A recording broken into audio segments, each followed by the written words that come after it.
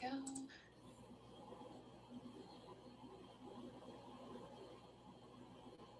All right, so we'll wait just a couple minutes and then maybe like in the next two minutes or so, we'll get started just to let a couple more people trickle in. We do have some people trickling out on Facebook Live as well. So I don't know if you guys can hear, there's a bunch of birds going around. So maybe they're just really excited about the talk to tonight. There's a ton outside my window right now. Yeah, they follow me around. I guess they do. You're popular. Okay.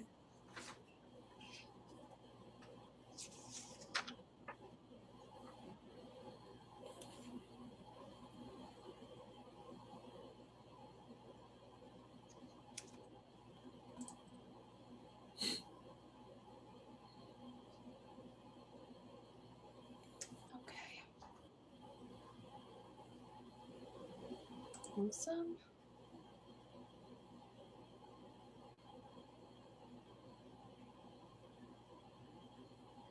All right, so I'll go ahead and get started. For a few more people trickling in, I'll try to add you on the Zoom meeting that we have currently, and then for everybody watching on Facebook Live, welcome. So just before we get started, I'm going to go over a couple of details about tonight's event. And first and foremost, happy Earth Day to everybody today. Great exhibition exchange to have on such a wonderful day as today.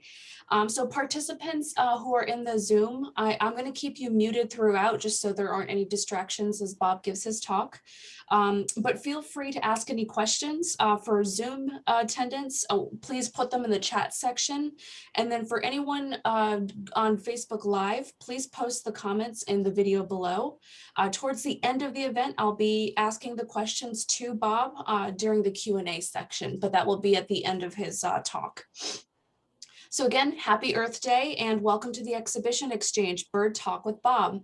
During this discussion, Bob Ford will talk about the ecosystem of the Hatchie, the importance of birds, and of course, the upcoming Hatchie BirdFest. Feel free to ask any questions you might have at the end of Bob's talk during the Q&A portion. Let me begin by introducing you to Bob Ford. Bob is a familiar name in the bird conservation circle. Early in his career, Bob worked for non-government organizations, state government, and industry studying birds and developing habitat management and conservation guidelines for birds.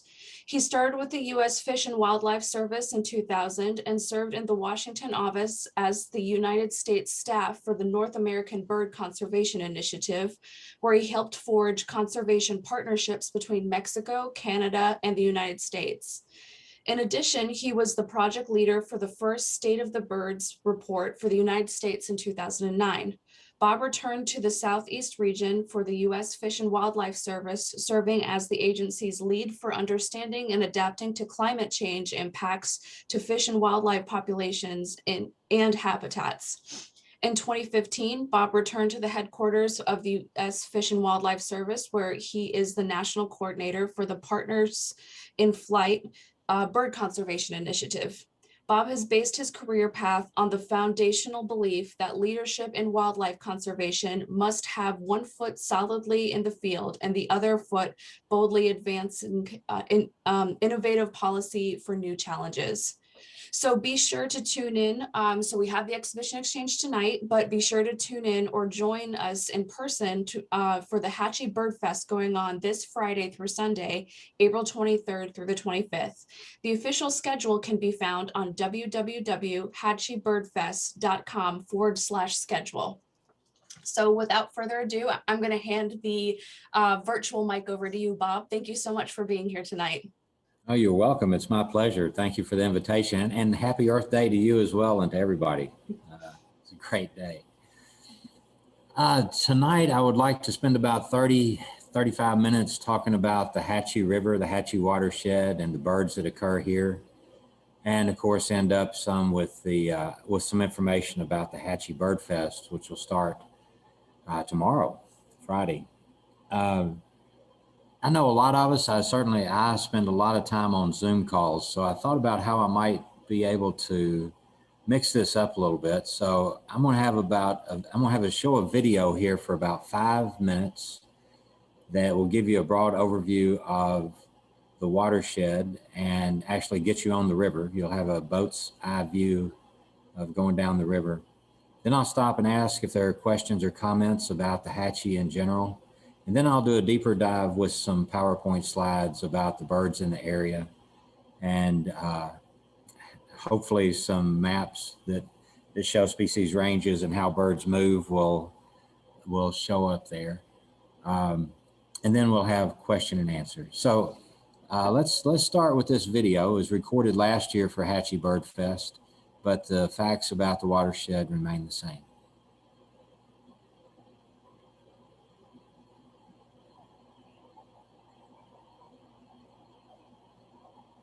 Today we're on the Hatchie River on Earth Day 2020.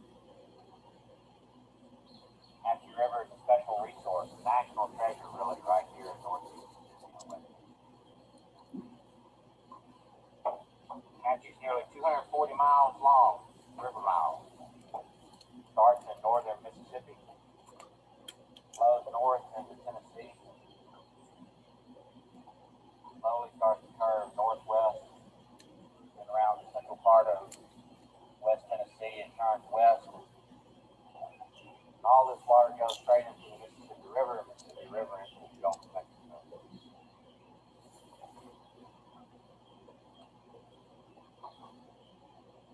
This river is a swamp river, at least that's what I call it. Slow moving, meandering, very broad floodplain. Carries a lot of water during some times of the year, less water in the late summer. Important ecological aspect about this river is that the river is not just what you see in front of you, not just the main stem, but the river itself. A lot of ecologists, including myself, including the bottomland hardwood forest and the floodplain, because flooding is a natural part of this system, an important part of this system. It regenerates wetlands, water quality, provides rich soil, forests, wildlife. This river itself is much broader than what you see here. In some places, the river floodplain forest can be a mile wide on the Hatchie.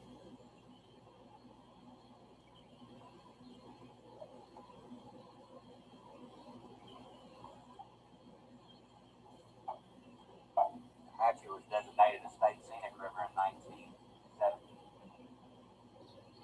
Tennessee is the only river designated as scenic that is included in its entirety. Lots of beautiful rivers in Tennessee. Water is one of our greatest natural resources. So for Hatchie, it's important to think about the scenic values of this river and the other values of this river in its whole. The system from top to bottom, side to side, is what's important here. All the pieces make up one long, beautiful, important ecosystem that functions well. Watershed of the Hatchie is nearly 1.6 million acres. Watershed supports land uses of forestry and agriculture primarily. Value of soil and the trees is often in many places related to this river. The natural flooding that's happened has helped enrich the soils over years. That rich soil adds to the tremendous growth potential for both trees and agricultural crops. In this 1.6 million acres of watershed along the Hatchie River itself, there's estimated to be nearly 150,000 acres of bottomland hardwood forest. If you think about the forest as actually part of the river itself, the subtleties and how the forest itself is balanced out across the floodplain is pretty remarkable. Water and elevation dictate. Look across the floodplain and it looks very flat, but actually it's not. 6 inches of elevation difference can mean the difference between an entire species community.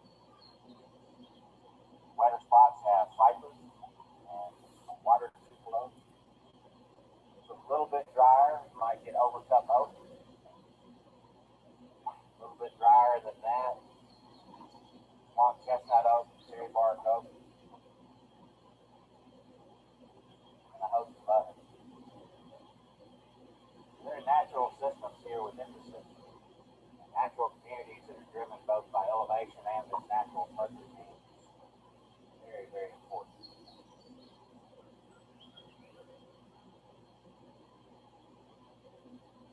one reason this river was designated as a state scenic river. The last remaining tributary to the lower Mississippi River that has not been channelized. Channelization was the process of straightening out these meanders in order to have flood control. That is, get the water off the land as quickly as possible in a straight line ditch. The Hatchie in its entirety has not been channelized. I'll stop it there. That gives a pretty good overview of the Hatchie. Are there any questions while I pull up a PowerPoint here or comments?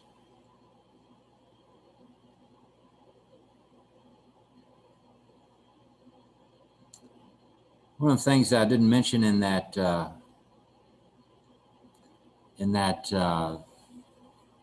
video was that there are public lands here, and there will be some tours, some birding trips on the Hatchie National Wildlife Refuge here in Haywood County. It occupies about 12,000 acres right in the middle of the river and the watershed. We'll be going to the Hatchie to Saturday morning at 7:30. Then there's a photography hike at 8 o'clock, and then some other things going on throughout the day as well.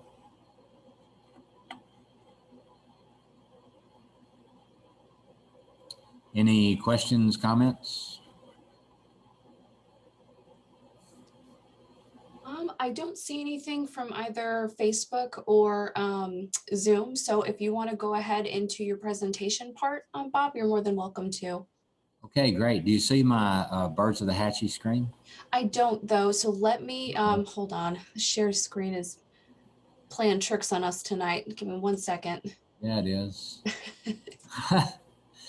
Wonders of technology. All right, go ahead and try sharing your screen one more time for me, Bob. I apologize, everybody. That's okay. That's okay. Yeah. We are all trying to get better at this. It says my screen sharing is paused. You don't see it yet? It says Bob started sharing his screen. Let me see here. Hold on. Trying to see what's going on here. Just bear with us for 1 second, everyone. Okay. While we're figuring this out, I can tell you that for bird life, I started chasing birds, I guess, when I was pretty little, probably 4 or 5, maybe 6 or 7, when started duck hunting with my dad and some with my brother, David, I think is on the line. We would go with him, and my father is one of those people who's pretty good at duck identification. And so to continue to hunt with him, he would point out the ducks that, and identify them, sometimes with local names or sometimes with real names, but he could identify the ducks. And by the time I was a teenager, I started going after different kinds of birds. All right, Bob, go ahead and see if you can share your screen one more time. Maybe if if you can stop sharing screen and then start over one more time, that might do the trick. Right. It keeps saying that I have a yellow bar that keeps coming up that says its screen sharing is paused, and I don't know why it would be paused. I've never seen that before. No, I have not either.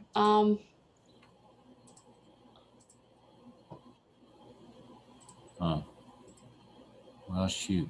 All right, I'm going to try one more thing, and then maybe we can just kind of have a talking roundtable session if this isn't going to work.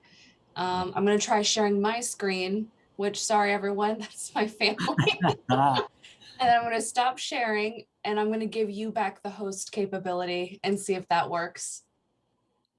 All right. Okay, I'm going to make you the host. All right, go ahead and see if we can do that. All right.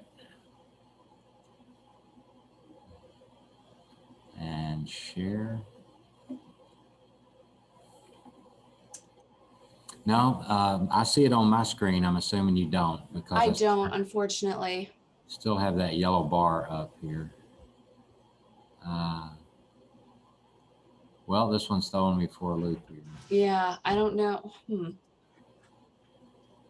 Not exactly sure what's going on here.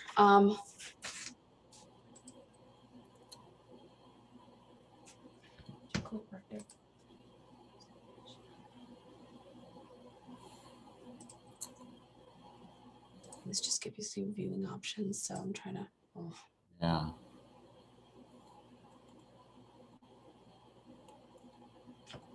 Well, sure. I can start talking about birds in general. I had.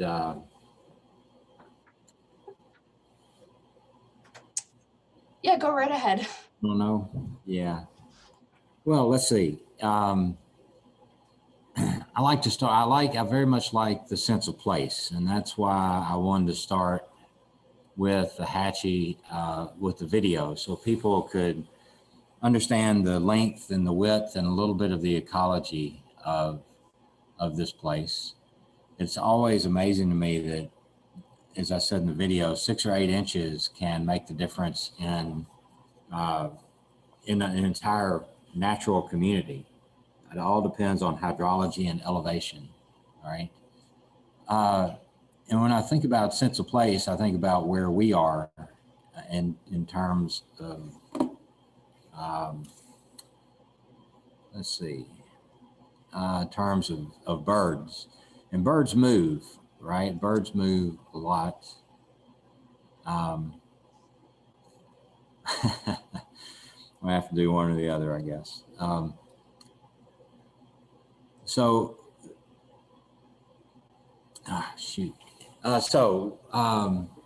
Across the world, there are about 10,000 species of birds. That changes to some degree as scientists figure out which birds are related and which birds aren't related. Well, shoot, I'm having all kinds of problems here. So birds are in all kinds of habitats.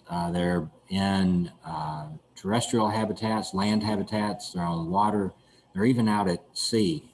You know, some birds only come to land in order to nest.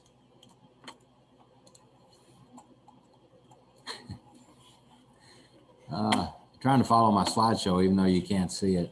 I'm having a hard time even doing that now. You heard from the video that the Hatchie starts in North Mississippi. The headwaters are in Holly Springs National Forest. And it really starts with 2 creeks, Little Hatchie and the Tuscumbia. They come together at the state line and essentially form the main stem of the Hatchie. Some of the more common birds in the Hatchie include a bright yellow bird that you may see, especially in the forest settings, called a Profonitary Warbler. It is a bright golden bird that has a pretty easy song to identify. It's pretty simple. It's a sweet, sweet, sweet, sweet, sweet, sweet, sweet, sweet. It actually comes here from Venezuela and Colombia. It only comes here to nest. It nests in bottomland hardwood forests in small cavities of snags and trees or small holes in trees. And it's amazing that that bird spends most of its life outside of Tennessee. And there's quite a debate, and has been for decades, although I think it's about settled among people who study birds. Are the birds that we see in the summer that migrate long distances to Mexico, Caribbean, and Central and South America, are they tropical birds, or are they temperate zone birds? Are they birds of North America that go south, or are they tropical birds that come north? And I tend to think that they're actually tropical birds that come north. They spend most of the time and probably are suited to the habitats and tropical zones. But then as the ice age hit and the ice started melting, there was a brand new resource in North America that could be exploited by these birds, and they started moving north and essentially learned to come north following that ice line, and thus migration patterns were developed. There are lots of birds here that are year-round residents, probably about 55 or 60 in the county and in the watershed. Some of you may be familiar, of course, with Bob White. It's still, even though the population declines have been fairly severe, it's still fairly common throughout the county. Eastern Meadowlark, once again, a bird that has had some pretty serious population declines.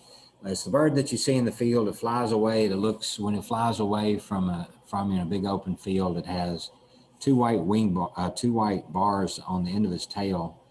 And then when it stops and turns around and looks at you, you can see a bright yellow breast with a black V. That's a meadowlark. And they're pretty common still, but their populations are in steep decline, actually. Even though they seem pretty common, it's not nearly as much as not nearly as many birds as our grandparents used to see. American goldfinch, northern mockingbird, red-winged blackbird, all common here. Among the species that come here from the south are Baltimore Oriole, for example. They spend our winter months, the non-breeding season, in Costa Rica and points south. I know my wife and I, many of you may know Martha Lyle, but my wife and I, when we first married and first started traveling a bit together, we were in Costa Rica bird watching a lot and hiking a lot and seeing all kinds of tropical birds, and a really beautiful orange bird flew over, and she said, "Oh my gosh, what's that? This beautiful tropical bird." And it was a Baltimore Oriole making its way back north to nest in the United States. So, you know, she was a little bit disappointed that it was a bird that she'd seen before, but still excited that it was such a gorgeous bird seen in a gorgeous place. Another one that's been more and more common here in the spring and in the fall is rose-breasted grosbeak. You may see that bird at your feeders. Actually, it's the male is a dark black bird with a really bright white belly and chest, but it has a red bib on it, a bright red bib or a rose breast. The grosbeak comes from the size of its bill. It's a massive bill. It nests in boreal forests, and that bill is used to break open seeds and cones for food. And so it does the same thing at our feeders. If you're feeding black oil sunflower seed, for example, birds will land there and sometimes by the dozen or so. And it's really a beautiful sight. Look for them this spring around your bird feeders, especially if you have black oil sunflower seed. And of course, there are lots of birds that come here just for the winter, just for our winter season, that don't nest here. Waterfowl is the obvious example. The refuge out here holds tens of thousands of ducks, sometimes over 100,000 ducks and geese over the course of a winter. More common types, of course, mallard is probably the most common bird here. Pintail and gadwall, shoveler are all there. There's still a few waterfowl around. We may see them this weekend on BirdFest. For example, shovelers and blue-winged teal might be possible on Saturday or Sunday. Let's see. I'll move on to, I wanted to mention something about who collects all this information anyway, and it's us, it's bird watchers. It's people who watch their feeders. There's, with new technology, there's ways to submit a bird feeder or bird checklist electronically that goes straight into a database at the Cornell Lab of Ornithology and is used to better understand the distribution and abundance of birds really across the world. Every country or every continent on the planet has a pretty substantial database of electronic checklists at this point. It's called eBird. And the people who submit those or all types, of course. You know, it's high school kids to college professors to factory workers to uh, older folks, you know, in their backyards, people who travel, all kinds of people who chase birds and identify birds and love to do that as a sport and a hobby. I, um, I know I grew up with, and many of us did and might still have kind of a nerdy stereotype of a bird watcher, right? If you remember the Beverly Hillbillies, and Wally Cox played Professor P. Casper Biddle, and Jane Hathaway was his companion on bird watching and bird study trips. And he was a funny guy, but you know, not kind of the guy anyone might want to emulate.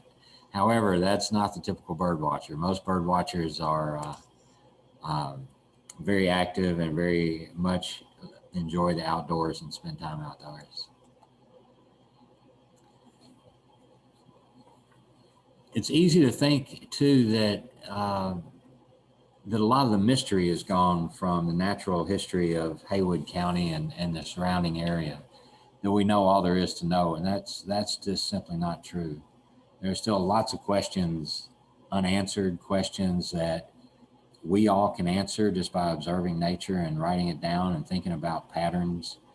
Uh, in Tennessee ornithology has a great history for that as well. Amateurs compared to professionals, a lot of the amateurs know a whole lot more than us professionals. But in the 1940s, there was a question about chimney swifts because no one really knew where they spent the winter months. We knew that they left the United States, but didn't know where. Um, Chimney swifts are the birds that are small and black. You hear them twittering around court squares or around your house. They may even try and nest in your chimney. That's the name chimney swift. Their body is short. It actually is sometimes compared to a stubbed out cigar because the head is flat and it kind of tapers off to a tail, and the wings are longer than the body. But they're very characteristic. Once you see them, you'll know them. And so two people in Tennessee, Ben Coffey and Amelia Lasky, and Ben Coffey in Memphis and Amelia and Miss Lasky in Nashville, took on banding of these birds and literally banded tens of thousands of chimney swifts, catching them in fall migration and in big chimneys in Memphis and in Nashville. And it turns out that there were 10 bands found on these birds in South America. 7 of those bands belonged to either Ben or Miss Lasky. The interesting story is it was a missionary working in Peru, and he was in the backcountry in a small tribe, and he noticed a necklace of silver bands around one of the indigenous people's necks. And they started talking, and he looked at the band and it said, "Return this to U.S. Geological," well, at the time it was National Biological Survey in Washington, D.C. So he said, "Well, I'd better take these." And he made a deal with the person there and he brought them back. He called a friend in the State Department. The State Department finally called the guy over at National Biological Survey. And that's how the discovery of the wintering grounds of chimney swifts were found. Thanks, and many thanks to two Tennessee field ornithologists who, I think Ben was a fire insurance salesman, and I think Ms. Lasky was a teacher. I think, I wanted to mention the BirdFest as well, and then I'll open it up for questions if you like. BirdFest, Friday night, we have Richard Crossley and Holly Merker. Richard is a well-known, renowned author of books and field guides. Holly is a leading conservationist in terms of bird conservation and moving people to action. They've written a book together called Ornitherapy. It's about how bird watching is good for the body, mind, and soul. So you can pre-register for that at the HatchieBirdFest.com website. And it starts, well, the presentation starts at 5. We have some live music from a local band, the Dirt Pilgrims, starting at 4:30. It's all virtual, so you can do it. We'll have technical difficulties worked out by that time, so we will see them live. And then Richard and Holly come on to talk about their book and about the scientifically proven values of being outdoors, of studying birds and studying nature. Hikes, we have hikes both mornings, on Saturday at 7:30 and at Sunday at 7:30. Those are live in person. We're encouraging people to wear masks. People will be asked to drive in their own cars with their own family groups or friends. And so we'll be carpooling to 2 or 3 sites and then hiking from there. I actually get on Facebook Live earlier at 5:30 in the morning and look at, go after night birds. So if anyone's up at 5:30, like I usually am, and drinking coffee and trying to think about what might be fun to do, tune in to Facebook Live at 5:30 on the Hatchie page, and we'll listen for nightjars, whippoorwills, and other birds. And then the 7:30 hike. And then at 8, Wallace here locally is leading a nature photography hike and teaching people, or sharing his knowledge of how he goes about using cameras and capturing birds in nature. We have another virtual hike Saturday afternoon. The refuge at O'Neill Lake will be open about 6:30 Saturday night for people to walk around. It's pretty much on your own, but it's unusual to keep the gates open there late at night. It'll be very, very nice. Throughout the afternoons, we have presentations. Part of one of the one of the favorites is at noon, and that's face-to-face. Tennessee State Parks, David Haggard at Reelfoot will bring live birds of prey that have been injured, and we'll share stories about those birds and show those birds to people, so you get a really up close and personal look at a lot of birds. I never know for sure what he's going to bring, but in the past he's brought bald eagle, red-tailed hawk, and a few others, barred owl, a couple others. And Saturday afternoon, we have a couple of presentations in the afternoon that you can find on the website. On Sunday afternoon, we have 3 things that will be fun in the afternoon. All at Willow Oak, or 2 at Willow Oaks Nursery. They're expert out there at native plants and know a lot about pollinators. They're hosting our session. So Sarah Levy, part owner out there, will have a session on native plants and pollinators, and then Martha Lyle Ford will have a talk on caring for creation, how our faith-based initiative, or how our faith can drive the way we think about conservation in the outdoors. Then at 4 o'clock, we have the president of the Tennessee Bluebird Society, Don Hazel, talking about everything bluebirds. And then at 5:30, I go back on Facebook Live from an undisclosed location to summarize what we've seen and how the weekend went. Well, thanks for bearing with me there as I kind of rambled and understanding our technical difficulties. If there's comments, questions, discussion, I'm here.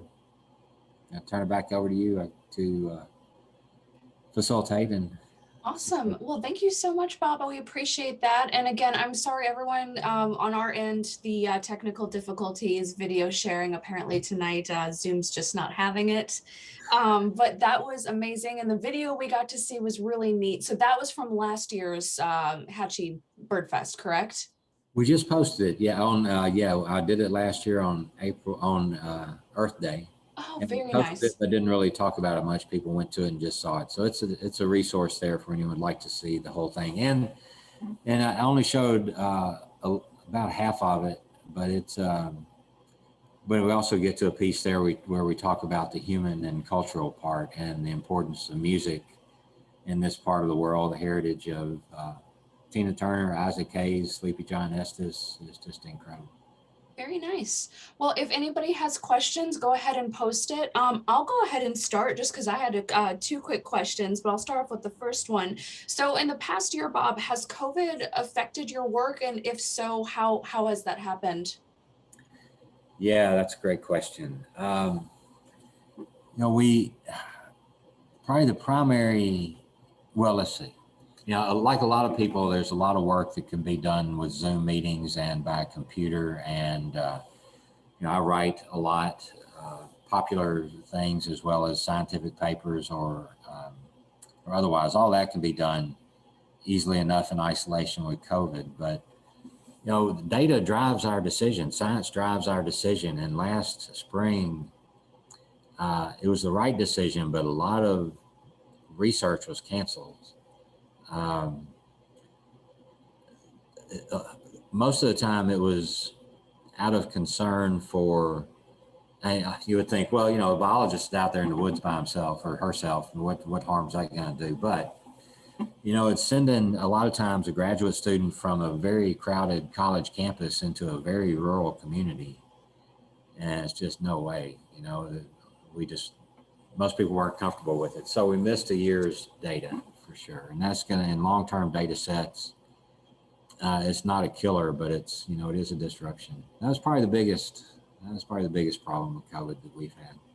Very interesting. And then my other question is too, so beyond as any nature enthusiast, bird enthusiast, how or what's your suggestion of us getting involved in, bird conservation or conservation of nature in general? Because I know, my daughter and my husband and I like to set up the bird feeder, set up the, do things like that so we can bird watch. But what are some other things that we might be able to do? Man, good question. I appreciate it. And I didn't even ask you to ask that, because a good friend of mine, Paul Basich, and I just published a guest editorial in Birdwatchers Digest to try to get around that very question.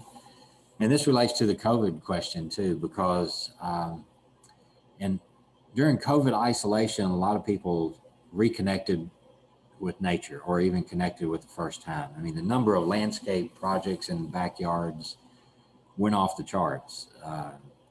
The stores couldn't keep bird feeders on their shelves, nurseries like Willow Oaks couldn't keep native plants. People were learning about pollinators and learning about birds. And I mentioned eBird, the electronic database. The checklist submitted from backyards went up 900% during COVID isolation, because people were really starting to get into birds. And so how do we encourage people to take that reconnection from the backyard into whatever this new normal is? Because we're going to have a new normal when COVID finally leaves us. And it'll be easy to want to slip back into some of the same patterns and some of the same habits, but we have a choice in how that new normal looks. And I think that new normal can and should include a better reconnection with nature. So if you started in your backyard, take it out to the refuge, take it out to a festival, take it out to other things, and begin to learn, as we learn birds, and I have to credit, this is in the editorial, and I have to credit my buddy Paul with this line, but he said, we learn birds by learning about a wing stripe or a eye line or the color of the tail. And we also have to learn about bird conservation kind of the same way, that, what makes a state program, what makes a federal program, what makes an incentive program, and how do we all build into that? So I think that more engagement with bird watching leads to bird conservation. And I think that there's never been a better time for us to try to define a new normal here and build that more into our daily lives. Awesome. Well, that is definitely something I think we can all do. And I'm looking forward to doing more, because I think that it's very important. We actually have a Facebook question from Reba. I'd like to ask if the disease yellow finches are going through, what they're going through is better. I think it was salmonella. How can we help? Yeah, that's a tough one. Pine siskins out west got hit pretty hard. Some around here. Goldfinches, that's an excellent question. There's really nothing much to do except to, first it's got to run its course. There's nothing we can do for individual birds. But if you see a bird or suspect a bird around your feeders that has that, then bring your feeders inside, clean them up, and just leave your feeders inside for a couple of weeks, because it's just, in a lot of ways, it's like COVID, right? It's a party, and 99% of the people don't have COVID, but one person walks in and 12 people can get COVID. It's the same way with salmonella. Birds at your feeder could all be okay, but then one goldfinch shows up with it and 10 will get it. So just bring your bird feeders in if you suspect it. You don't have to if you don't suspect it, but if you see a bird out there you're wondering about, just have to bring your bird feeders in for a while. All right. And so, Bob, another question from me too is, how did you get into, just loving of birds and wildlife? Like, what got you into this line of work? Well, I do see my brother there, David Ford. Hey, David. And I mentioned, we went duck hunting with my father through my early years and teens, and fishing and camping and all kinds of things outdoors. And I guess it just kind of stuck. It never, when I was younger, it never occurred that we could actually make a career out of it. But I went to first University of Memphis, go Tigers, and had my first ornithology class, the study of birds as a freshman. And between that and some bird watching friends I had, it just really opened my eyes up to all the other birds out there. And not only that, it opened it up to, there's a friendship and a camaraderie, but it opened up my eyes to just how challenging it could be. It can be anything you want to. You can sit at your kitchen table and watch a bird feeder, or like I sometimes like to do is, take my compass and knee boots and just strike out across tract of forest or woods and count birds along the way. So it can be challenging, good exercise, and fun. And that was a good, and intellectually, it is, when I say challenging, I meant trying to understand birds and think about bird habitat relationships and where birds go. And so the combination of those things is really finally sat with me in a good way. Well, I didn't know that the University of Memphis taught classes on birds and ornithology. I mean, I'm taking all these art history classes. I missed out. Yeah, come on, that's right. So Reba actually asked another great question on Facebook. She said, one more is, are the birds going to enjoy eating the 17-year cicada that are coming out very soon? My question, Reba, is are you going to enjoy eating those cicadas? It's we were in Washington, D.C. last time, living there. Last time we had a 17-year outbreak, and man, the restaurants had all kinds of appetizers fixed up with those cicadas. It was pretty fun. For people to eat. For people to eat, yeah. Oh my, are they good? I didn't have one. You I'm sorry, I thought you said you did. I mean, I'm all for trying new things, but that, that's a little more adventurous than most. And I did have one. It was kind of crunchy and it needed some hot sauce. It actually didn't have enough taste. But hey, that's great. That's really cool. So you're really getting into it. To answer your question, there will definitely be some birds that take big advantage of the cicada outbreak. Wow. Birds that are flycatchers, like crested flycatchers, eastern kingbirds, mockingbirds, I bet will. Anything that's big and has a beak, big enough to catch it and subdue it and eat it, will probably take advantage of it. It should be fun to watch. Oh, I know there's one, Reba, if you're in Memphis, Mississippi kites are pretty common now, even in the suburbs and around town. And Mississippi kites, that's about all they eat is cicadas any year. They eat the annual cicadas. So I bet they'll be going crazy on the 17-year outbreak, 17-year cycle. Well, are there any additional questions? Anybody from Zoom totally chime in? I know we had a couple questions on Facebook. especially some good ones from Reba. So thank you for that. Anybody else? All right. Well, Bob, thank you so much for your presentation. That was amazing. And I mean, even despite technical difficulties, I think we got some great information about the Hatchie River region and about birds and conservation of bird populations here. That was amazing. Oh, thank you again for the invitation. It's been quite a pleasure. Awesome. Well, everyone, enjoy your evening, and don't forget the festival that's going on Friday to Sunday. If you need more information, just log on. And of course, I'm sorry, I have to have it in front of me, but the HatchieBirdFest.com, the website, www.hatchiebirdfest.com/schedule, so you can look and have access to everything of what's going on and when it is. Other than that, again, thank you so much, Bob. We really appreciate you logging in here and talking to us, and we look forward to seeing you more this week. Sounds good. All right, everyone have a great night. Thank you again for attending. Bye.